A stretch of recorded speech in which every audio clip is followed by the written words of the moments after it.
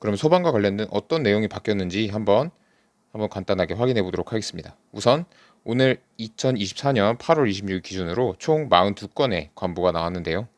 자, 가장 먼저 올라온 국토고통부령 건축물의 피난 방화 구조 등의 기준에 관한 규칙 일부 개정령. 소방 기술사를 공부하시는 분이라면, 그리고 뭐 건축 관련 기술사 혹은 자격증 공부하시는 분이라면 반드시 알아야 할 법령입니다. 그리고 꽤 중요한 내용이 바뀌었습니다. 다음으로 보시면 소방청 고시 캐비닛형 간이 스프링클 설비의 성능 인증 및 제품 검사의 기술 기준 개정입니다. 이 제품 검사 기술 기준은 워낙 양이 많고 사실 시험에도 그렇게 자주 나오는 내용은 아니기 때문에 그렇게 너무 이렇게 힘을 주고 보실 필요는 없습니다. 그리고 마지막으로 위험물 안전관리 시행 규칙의 일부가 개정이 되었습니다. 여기서 정말 중요하게 봐야 될 거는 가장 첫 번째 나온 바로 요 건피방이라고 하죠. 건축물의 피난 방화구조 기준에 관한 규칙을 잘 보셔야 됩니다. 왜냐하면 이 부분에 아까서 말씀드렸듯 시험에 충분히 나올 수 있는 내용이 바뀌었는데요. 우선 이 건피방이 왜 바뀌었는지 한번 결론부터 한번 봐보겠습니다.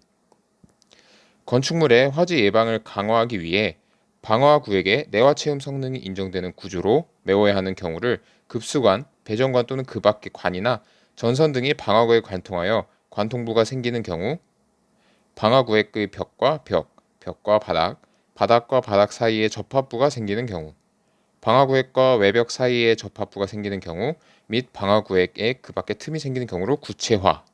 자, 여기서 핵심은 구체화입니다. 이 방화구역의 내화 체험 성능 구조를 사용해야 하는 이 경우의 수를 좀 더 구체화해서 법을 개정했다라고 보시면 되고요. 다음으로는 소방관 진입창의 설치 기준을 합리화하기 위해 소방관 진입창 유리 크기를 높이 1.2m 이상에서 1m로 줄이고 난간이 설치된 노대 등에 불가피하게 소방관 진입창을 설치하는 경우에는 창의 아랫부분까지 높이를 120cm 이내로 하는 등 현행 제도의 운영상 나타나는 일부 미비점을 개선 보완. 자, 크게 두 가지로 나누면 되겠습니다. 방화구역의 내화 체험 성능 구조와 소방관 진입창입니다. 자, 그러면 각각 어떻게 바뀌었는지 자세하게 한번 보도록 하겠습니다. 자, 이거는 전자관보에서 바로 이것을 클릭을 하면 볼 수 있는 내용입니다. 제 링크는 영상에 실어 두었으니 참고해 두시면 되겠습니다. 자, 보시면 이제 일부 개정령은 2024년 8월 26일 오늘자로 시행이 되는 법령입니다. 자, 여기서 중요하게 보셔야 될 부분은 바로 아까 말씀드린 외벽과 바닥 사이에 틈이 생긴 이제 방화구역으로 인해 내화 체험 구조를 설치해야 되는 부분이 이렇게 크게 네 가지로 나뉘었습니다. 그리고 제18조의 2, 제5호 창문 유리로 1.2m를 1m로 80cm를 80cm 난간이 설치된 노대 등에 불가피하게 소방관 진입창 설치하는 경우 120cm 그리고 이중 유리로서 두께가 24mm인 것을 이중 유리 자, 보시면 소방관 진입창에서는 높이 기준이 1m로 바뀌고 그리고 이제 소방관 진입창에서 바닥까지의 거리가 원래는 80cm인데 이제 상황에 따라 노대 등에는 120cm로까지 키울 수 있다. 그래서 저는 이 1m로 줄인 이유가 이 소방관 진입창과 이 바닥까지의 거리가 늘어나기 때문에 아무래도 이 건축물 하나의 층에는 이제 한계가 있습니다. 이것을 무한정 키울 수가 없기 때문에 그만큼 유리창의 높이 기준을 축소를 시킨 거죠. 저는 그렇게 생각을 했습니다. 이게 왜 이렇게 바뀌었을까를. 그리고 또 하나 보셔야 될 게 이중 유리에서 저희가 두께 기준 24mm라고 외웠는데 이 기준이 삭제가 되었습니다. 그냥 이중 유리로 바뀌었죠. 그리고 삼중 유리, 이 경우 각각의 유리에 비산 방지 필름을 부착하는 경우에는 그 필름 두께를 50 마이크로미터 이하. 네, 나머지는 이제 각각 단어가 좀 바뀐 거로 크게 중요한 부분은 아닙니다. 제가 강조 표시해 놓은 이 부분이 가장 중요한 부분입니다. 자, 이렇게 관보에 어떤 내용이 바뀌었는지를 확인을 했고 이제 실제 시행되는 법에서 어떻게 추가가 되었는지를 실제 법을 확인하는 게 저는 좋다고 생각을 합니다. 그래서 함께 알아보면 자, 바뀐 부분 방화구역의 설치 기준이죠. 자, 이렇게 법이 개정이 되면 개정된 부분이 이렇게 하늘색으로 이렇게 음영 처리가 됩니다. 그러면 자, 이제 이 빨간색이 개정된 부분이죠. 다음 항목에 해당하는 경우 그 부분을 별표 1 제1호에 따른 내화 시간 이상 견딜 수 있는 내화 체험 성능이 인정된 구조로 메울 것. 이렇게 네 가지가 각각의 목이 추가가 된 것이죠. 내화 체험 성능 구조 꼭 기억을 해주시면 좋겠습니다.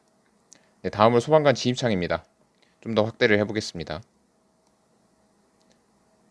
자, 바뀐 부분 보시면 창문 유리의 크기는 폭 90cm 이상, 높이 1m 이상, 그리고 창의 아랫부분까지 높이는 80cm인데 여기에 난간이 설치된 노대 등에 불가피하게 소방관 진입창 설치한 경우 120cm로 완화할 수 있다. 그리고 이제 유리의 두께에 대한 내용인데 플루트판 유리와 강화 유리 그리고 배강도 유리에는 6mm와 5mm 기준이 그대로 남아 있습니다. 하지만 이중 유리의 기준 이중 유리에서 원래 24mm라는 기준이 있었는데 이번에 삭제가 된 것이고요. 그리고 3중 유리의 경우에는 비상방지 필름을 부착하는 경우 그 필름 두께를 50마이크로미터 이하로 해야 된다는 것도 추가가 되었습니다. 네, 이상으로 2024년 8월 26일 소방 관련 전자관보 개정 내용에 대해서 함께 알아보았습니다.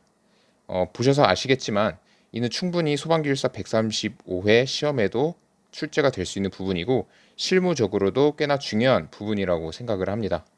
그래서 영상 보시고 내화 채움 성능 구조와 소방관 진입창 내용을 다시 한번 복습하시고 어떤 개정된 내용을 좀 더 수정하는 방식으로 하셨으면 좋겠습니다. 이상으로 아이쿠준 기술사였습니다. 좋아요와 구독 부탁드리겠습니다. 감사합니다.